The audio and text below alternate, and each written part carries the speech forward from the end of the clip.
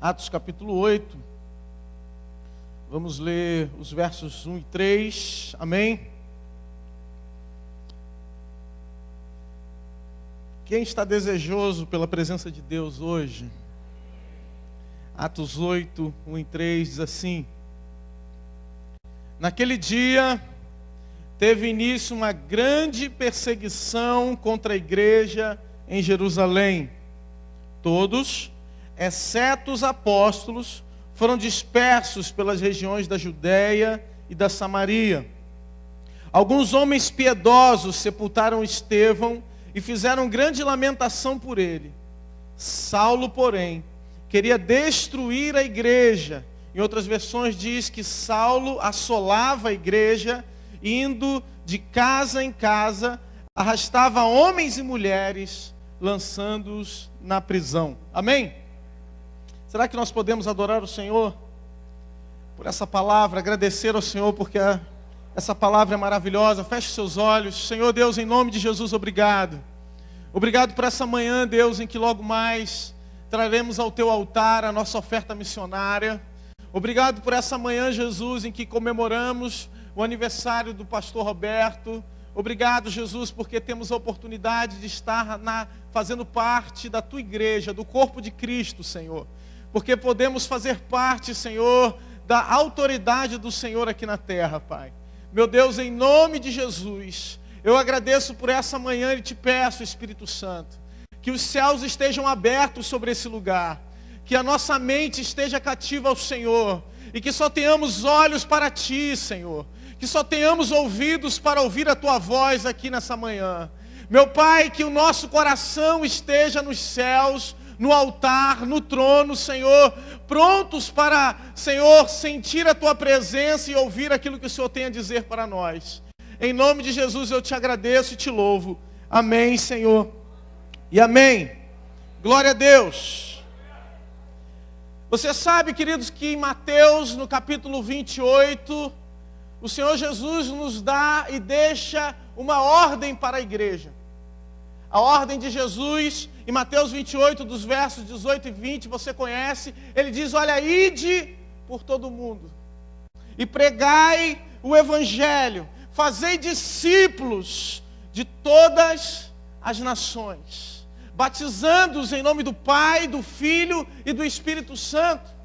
A ordem de Jesus para a igreja é ir pelo mundo, é pregar o evangelho em todos os lugares da face dessa terra. A ordem de Jesus para a igreja, o plano original de Deus para a igreja, é que a igreja saia, que a igreja vá, que a igreja alcance, que a igreja busque, que a igreja abrace, que a igreja saia das quatro paredes e vá fazer a vontade de Deus, batizando, sendo bênção, fazendo discípulos, ensinando a obedecer a Jesus, ensinando pessoas a conhecer ao Senhor. Quando estamos na igreja, quando viemos a um templo, a um lugar como esse, porque templo é diferente de igreja, logo mais nós vamos falar sobre isso. Quando nós estamos vindo para esse lugar, nós estamos cumprindo a grande comissão do Senhor de Mateus 28, nós estamos sendo missionários sem mudar de CEP. Nós estamos fazendo a missão de Deus e cumprindo a missão de Deus de ser discípulos e fazer discípulos, indo também e fazendo parte da igreja. E essa é a missão que Deus deixa para a igreja. Entretanto, no texto que nós lemos, de Atos, capítulo de número 8, nós vamos ver uma igreja que estava estacionada. Uma igreja que estava experimentando e experimentou um grande crescimento em Jerusalém, que porém ficou estacionada em Jerusalém. Ficou parada naquele lugar. Ficou feliz e contente com o avivamento que Deus havia mandado. Ficou feliz e contente com aquele momento de refrigério que Deus havia dado à igreja. E ficou em Jerusalém. Preste atenção no que eu vou dizer para você. Todas as vezes que Deus manda um avivamento para a igreja, o avivamento tem um propósito. Todas as vezes que Deus derrama do seu Espírito sobre a igreja, quando Deus derrama do Espírito dele em Atos capítulo 2, havia um propósito de Deus. E o propósito de Deus para a igreja é que a igreja cumpra a vontade de Deus. É que a igreja cumpra aquilo para a qual ela foi criada. A igreja foi criada por Deus, porque as portas do inferno não podem prevalecer contra ela. As portas do inferno não podem prevalecer contra a igreja do Senhor, quando ela busca fazer a vontade do Senhor. A igreja ficou parada em Jerusalém. Deus então provê para todos os momentos em que a igreja sofre, em que a igreja fica estacionada, em que a igreja sofre por algum motivo, Deus provê um remédio. Diga isso para o seu irmão: Deus tem um remédio para você. Oh, aleluia. Às vezes parece que a nossa vida espiritual está estacionada. Às vezes parece que o nosso relacionamento com Deus está estacionado. Está no mesmo lugar, está no ponto morto. Parece que as águas estão paradas, como foi pregado aqui na quarta-feira. Parece que tudo está no mesmo lugar, parece que tudo continua do mesmo jeito. Deus então provê uma forma, um remédio para a igreja, para fazer com que as águas se movimentem.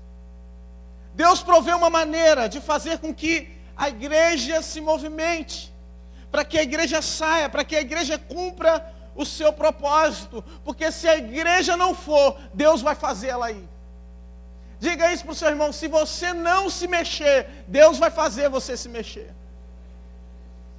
Se você não se movimenta, Deus movimenta as águas. Se você não faz nada, Deus faz por você. Deus vai te impulsionar a fazer. Porque Ele tem o controle da história, Ele tem o controle da geografia, Ele tem o controle dos céus e da terra, Ele tem o controle dos mares, dos céus, de tudo que existe. Tudo está debaixo do seu poder. E o texto diz: naquele dia, naquele tempo. E que tempo é esse? Que tempo é esse que esse texto está se referindo? Que momento é esse que a igreja está passando? A igreja, depois de explodir em Jerusalém, depois da igreja crescer em Jerusalém, quando você lê lá em Atos, no capítulo de número 2, você vai ver que eles estavam todos os dias de casa em casa, compartilhando, partindo o pão, e também no templo. Eles estavam o tempo todo na presença de Deus. Para aqueles homens judeus, o cristianismo não era mais uma religião. O cristianismo era o cumprimento da promessa de Deus. O cristianismo e o fato de Jesus ter vindo era o cumprimento da promessa que Deus havia feito. O Messias havia sido enviado. Esse era o cumprimento da promessa. Por isso eles estavam constantemente no templo. Eles eram homens judeus, homens que acreditavam na promessa de Abraão, homens que acreditavam na palavra no Antigo Testamento e que agora acreditavam que o Messias havia sido enviado por Deus, havia estado entre nós e havia ressuscitado ao terceiro dia e agora estava sentado à destra do Deus Todo-Poderoso. Esses homens estavam crendo em algo novo.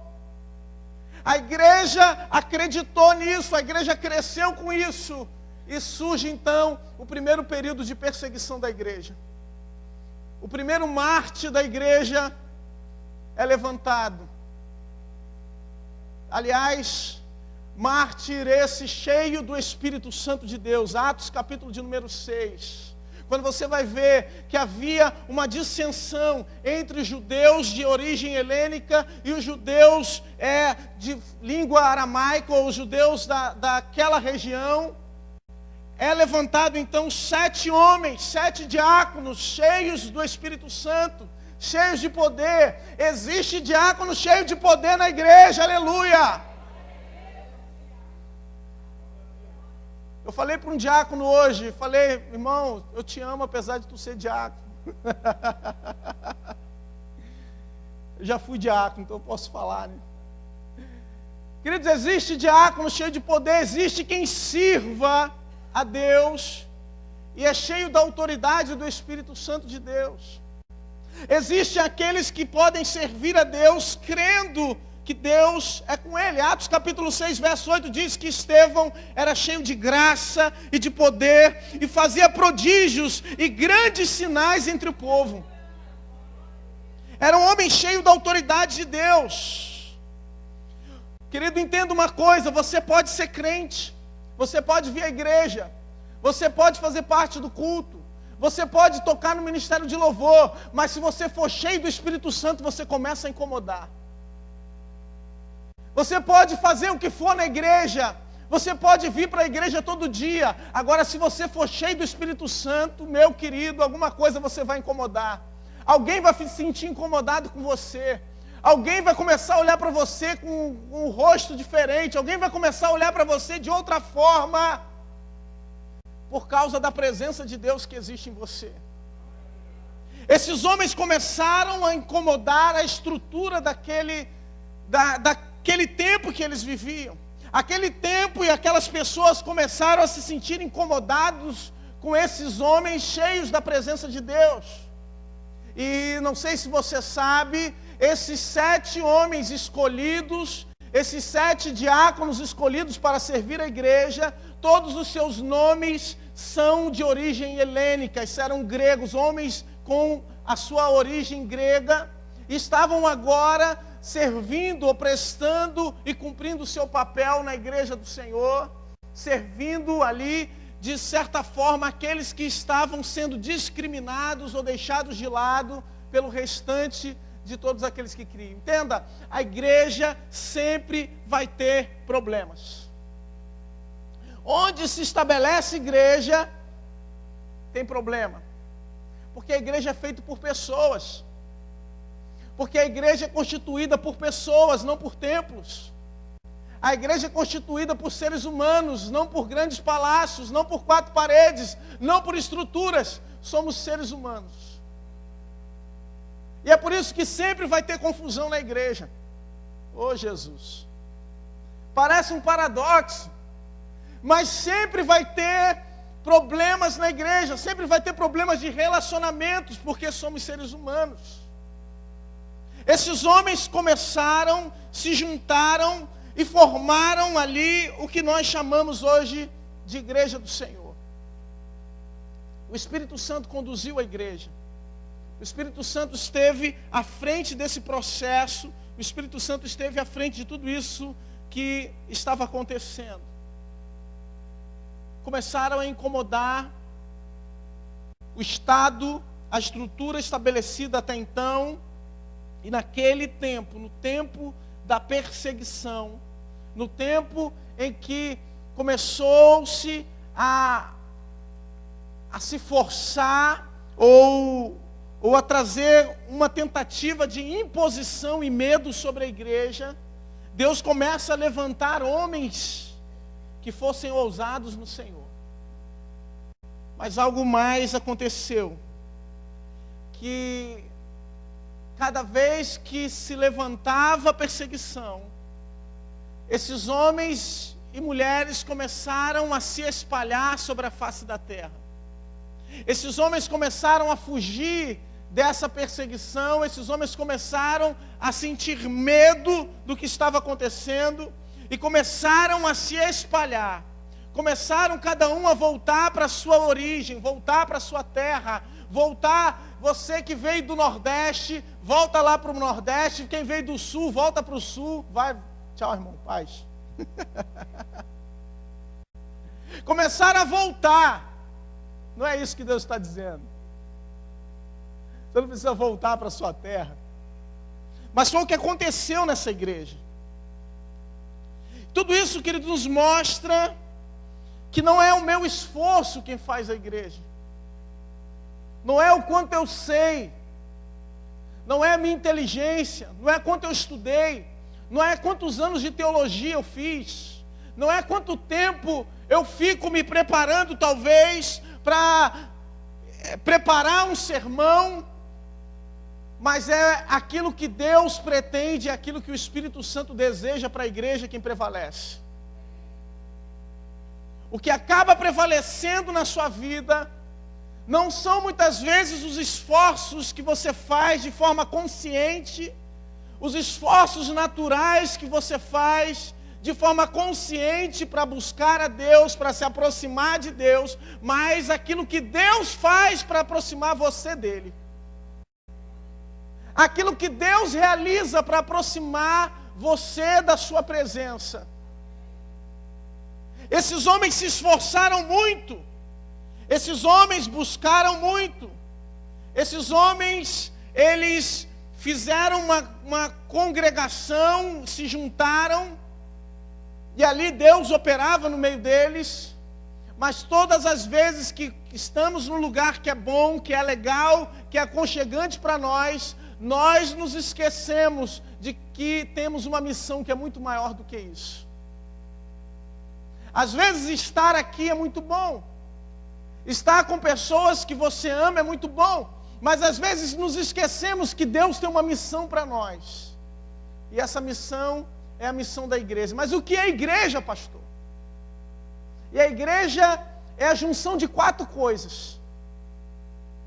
A igreja é a soma dessas 4 coisas. A primeira delas, é que a igreja é constituída por pessoas. E aqui eu já falei. Igreja não é templo, igreja não é palácio, igreja não é construção de homem algum. A igreja são pessoas, é constituída por pessoas. Nós somos a igreja do Senhor. Constantemente Deus compara a sua igreja, ou Ele compara, através de Paulo, o corpo de Cristo, ou a igreja a um corpo, como tendo as suas funções, ou cada um sendo responsável por realizar uma função. Então, primeiro, a igreja é constituída pelo corpo de crentes, de pessoas que precisam, em segundo lugar, se reunir. Crente isolado não é igreja. Crente sozinho não é igreja.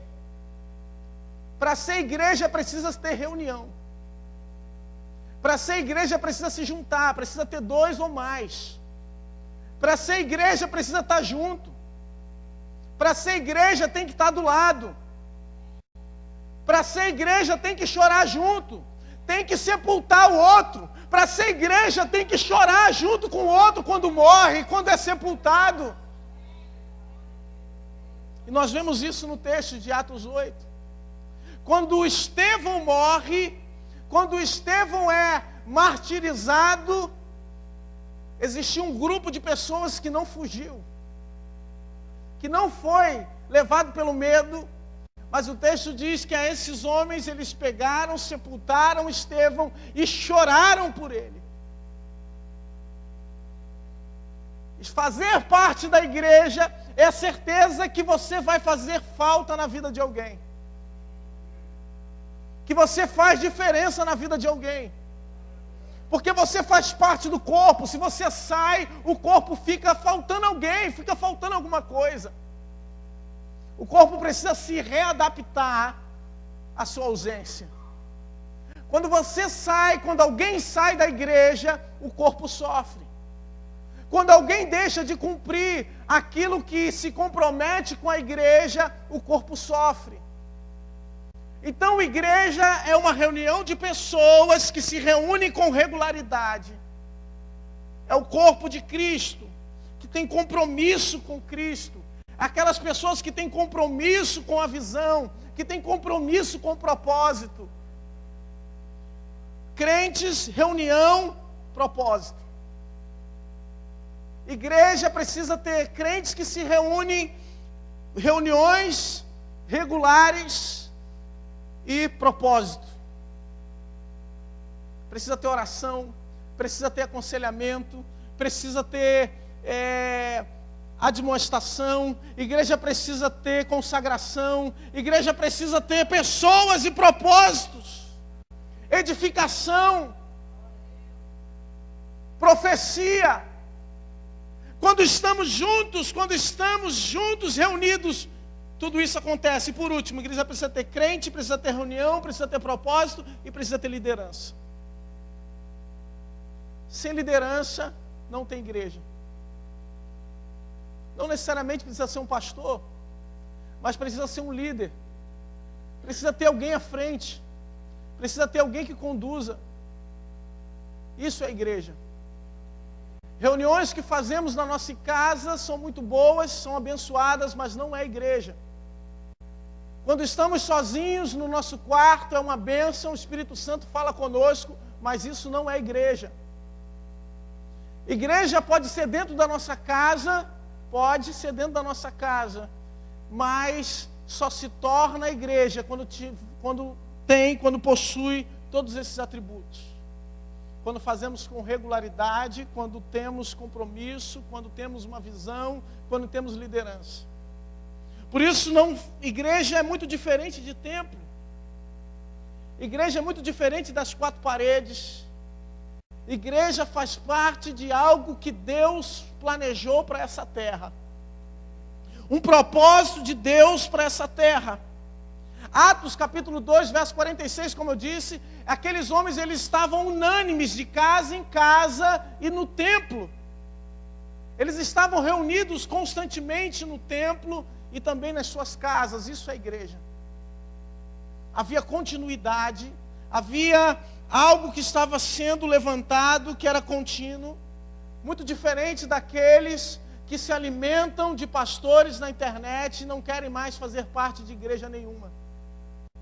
Muito diferente daqueles que se alimentam de qualquer outra fonte ou ficam pulando de galho em galho, de igreja em igreja, ouvindo líder após líder e que não querem fazer nem se submeter a ninguém. Muito diferente daqueles que querem, de alguma forma, deturpar a vontade de Deus. Há um poder sendo derramado sobre essa terra. E o poder de Deus vem e é revelado por meio da igreja. Deus, quando quer fazer alguma coisa, antes Ele revela aos seus profetas. Deus, quando quer realizar algo, Ele usa a igreja, Ele trabalha por meio da igreja para fazer algo. A igreja do Senhor. A igreja do Senhor é muito maior do que a placa da nossa denominação. A igreja do Senhor é muito maior do que qualquer crença que talvez nós tenhamos a respeito do irmão ou de qualquer outra pessoa. É a igreja do Senhor. Entretanto, apesar disso tudo, esses apóstolos ficaram em Jerusalém. Eles permaneceram em Jerusalém. Havia essa dissensão dentro da igreja entre os helênicos e os de fala aramaica. Entenda uma coisa, queridos, não importa quanto você seja desprestigiado dentro da igreja, não importa quanto você já tenha sido humilhado dentro da igreja, não importa quanto tenham já batido em você dentro da igreja, saiba que se Deus tem um propósito com você, Ele vai te levar a cumprir esse propósito, ainda que não seja aqui, ainda que seja em outro lugar, ainda que Deus precise te levar de volta para a sua casa, ainda que Deus precise te levar de volta para a sua origem, ainda que Deus precise te levar para um outro lugar do mundo, Deus vai cumprir o propósito que Ele tem na tua vida. Aleluia!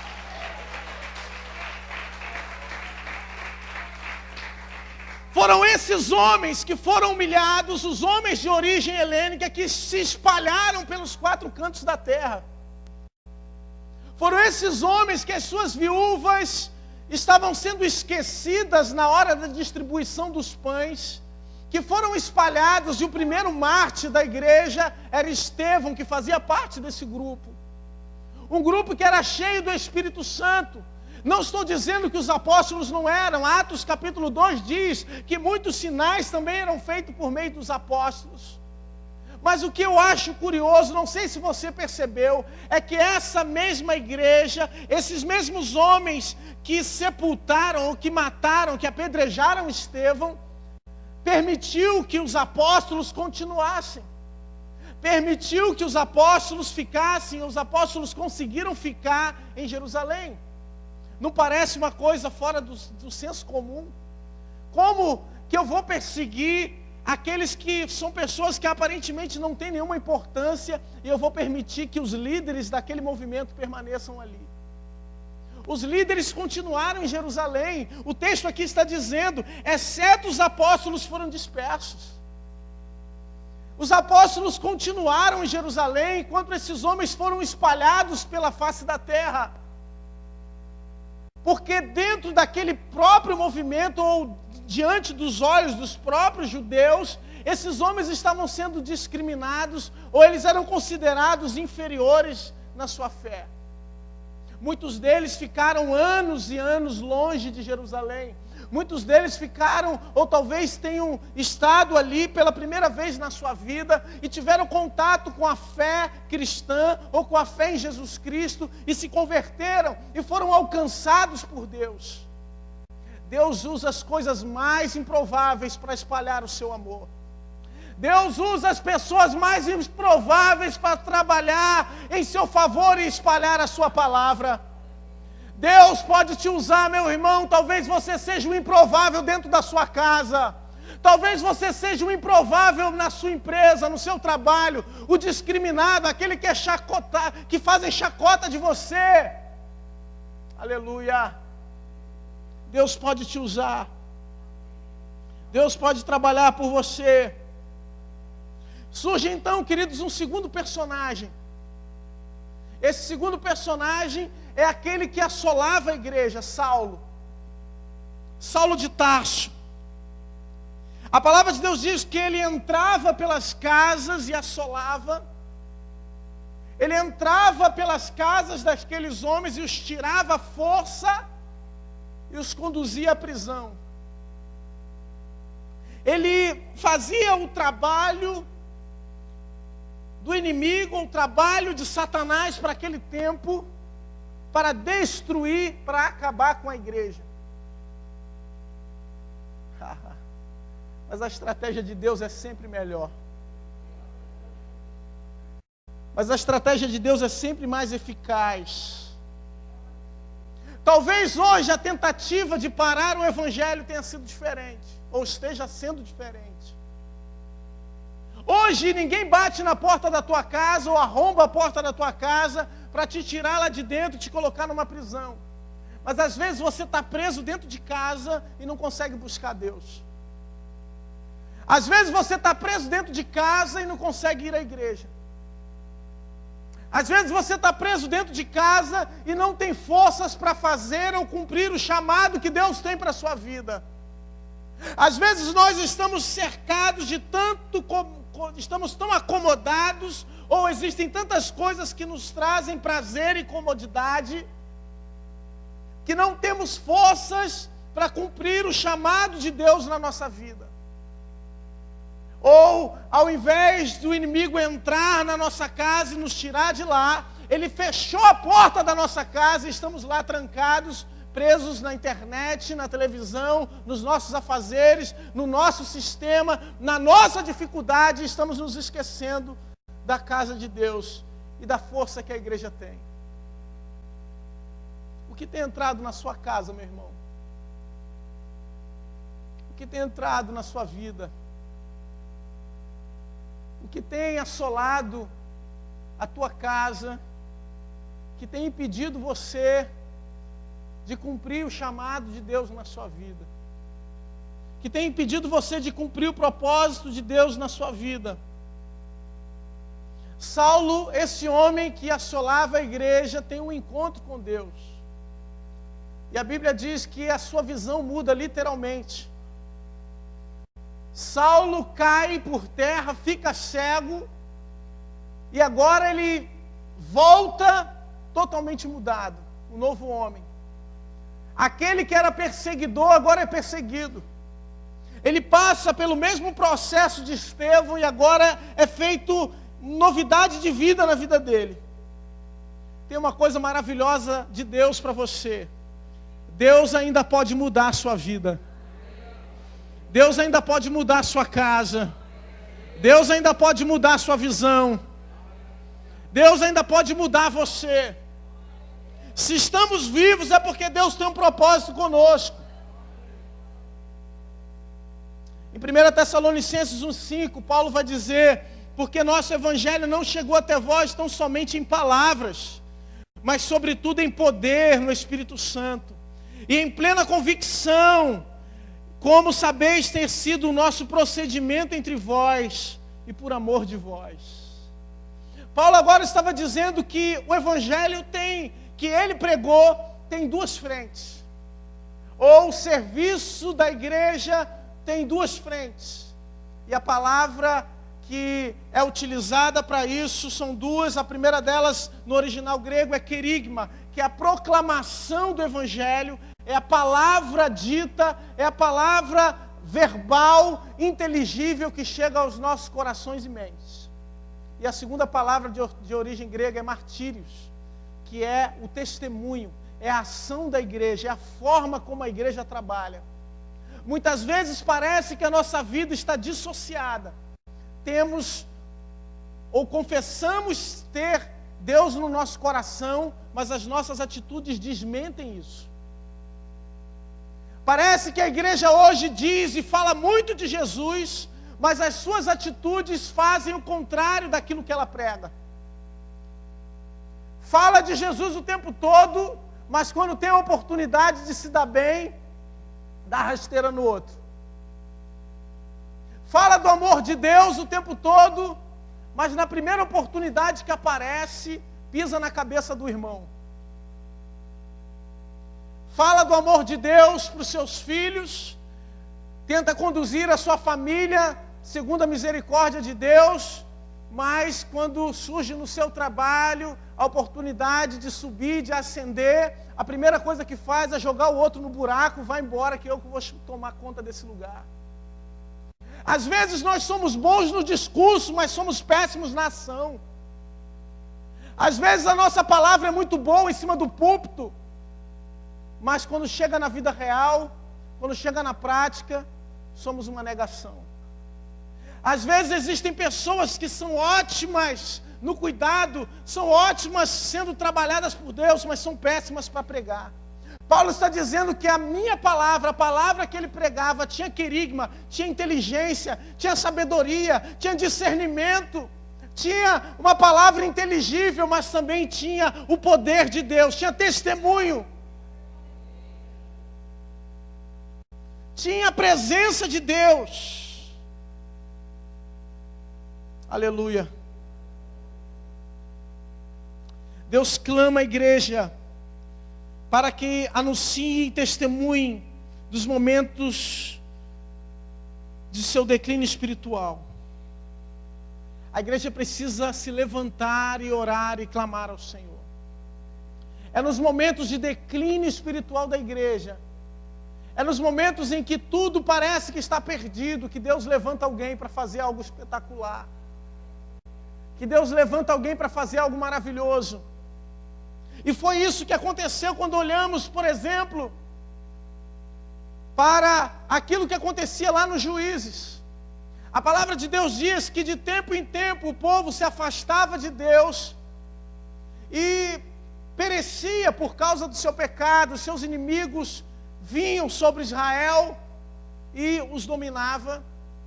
Deus então levantava um libertador e ficava assim, o povo se aproximava de Deus, Deus levantava um libertador, depois o povo se afastava de Deus e perecia.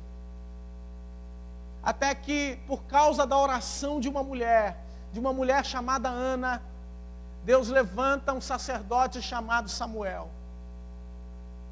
O povo estava tão acostumado a não ouvir a voz de Deus, que quando Deus chama Samuel, Samuel não entende que é Deus.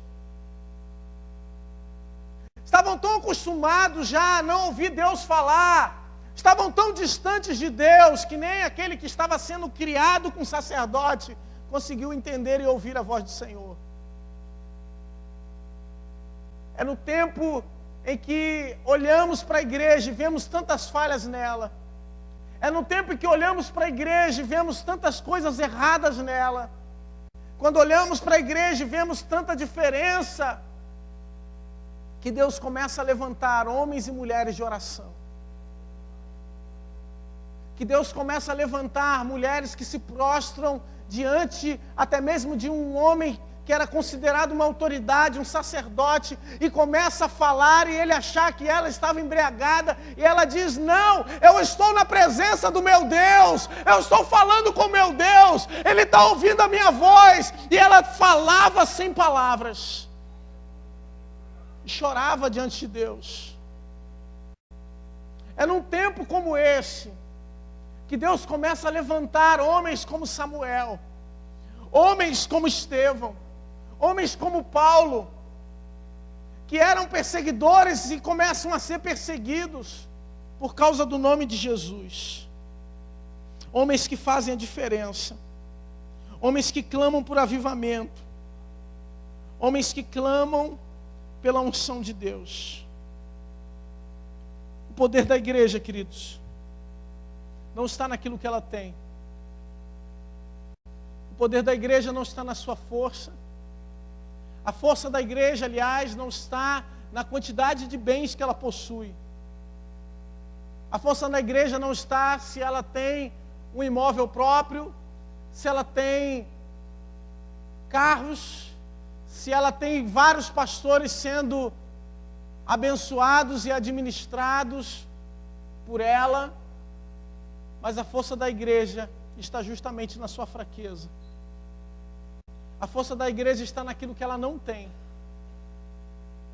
A força da igreja está naquilo que ela não pode dar. Está naquilo que ela não pode ofertar. A força da igreja está naquilo que ela não pode oferecer. Porque o poder de Deus se aperfeiçoa nas nossas fraquezas. Eu quero encerrar lendo um pouco daquilo que Deus fez por meio de pessoas que entenderam qual era a força da igreja. Aquilo que Deus fez por meio de pessoas que compreenderam que poderiam trazer um avivamento para a igreja no seu tempo. Deus está querendo levantar pessoas nesse lugar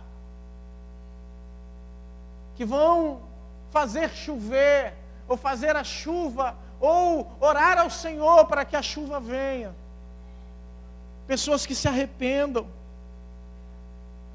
E qual o resultado disso, pastor? O resultado disso é o que Deus fez na vida de John Wesley, por exemplo, que durante 50 anos pregou cerca de 3 sermões por dia, a maior parte ao ar livre, tendo percorrido 175 mil quilômetros a cavalo, pregando 40 mil sermões ao longo da sua vida.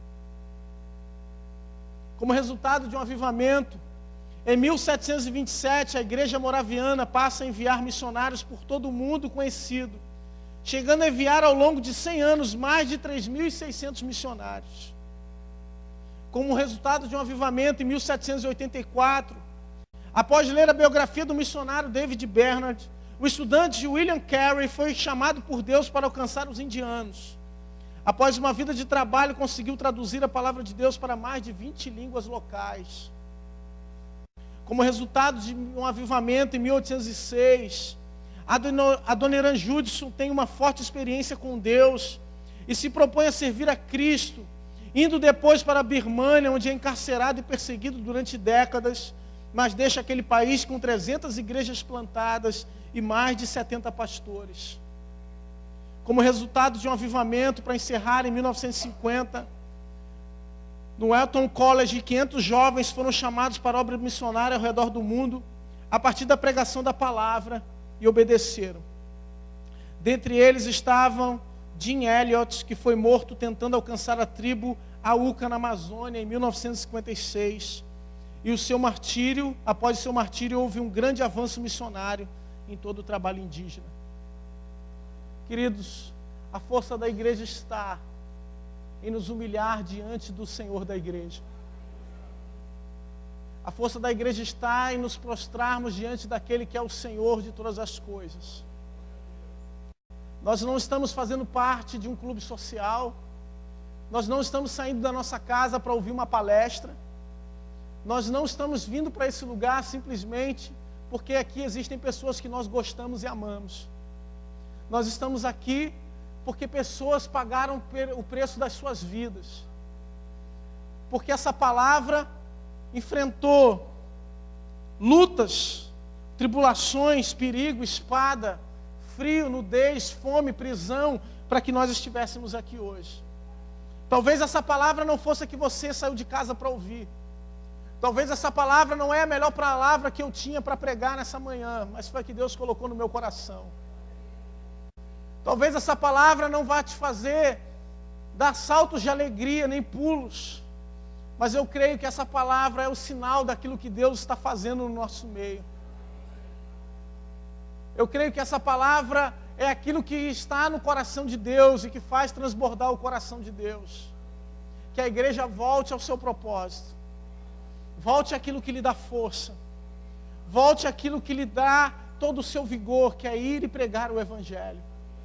Cadê o ministério de louvor?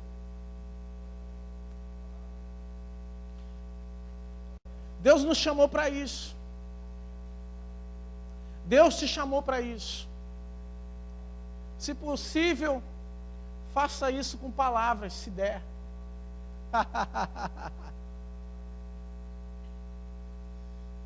Deus nos chamou para algo e para uma obra extraordinária.